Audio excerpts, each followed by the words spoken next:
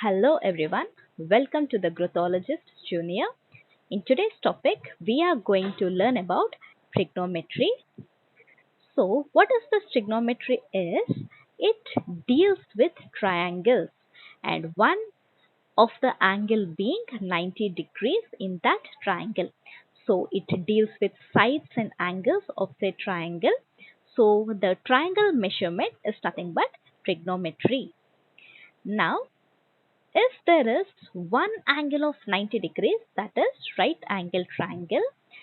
So it is having opposite side, adjacent side that we can see, the base and the height.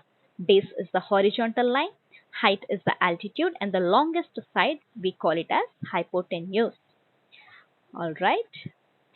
And now, as we can see, the side which is opposite to theta, we call it as opposite side, and the side which is adjacent to the theta, we call it as adjacent side. The longest side is called as hypotenuse. In this way, these are the formulas for the trigonometric functions sin theta, cos theta, and tan theta.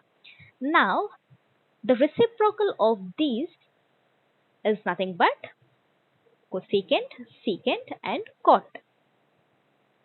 Coming to the Pythagoras theorem, here obviously it is applied for the right angle triangle only, and here the hypotenuse side, the square of it is equal to the sum of the squares of the other two sides, which is altitude and the base.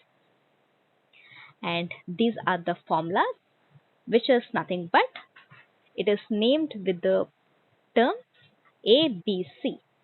Alright, this is the naming given for that.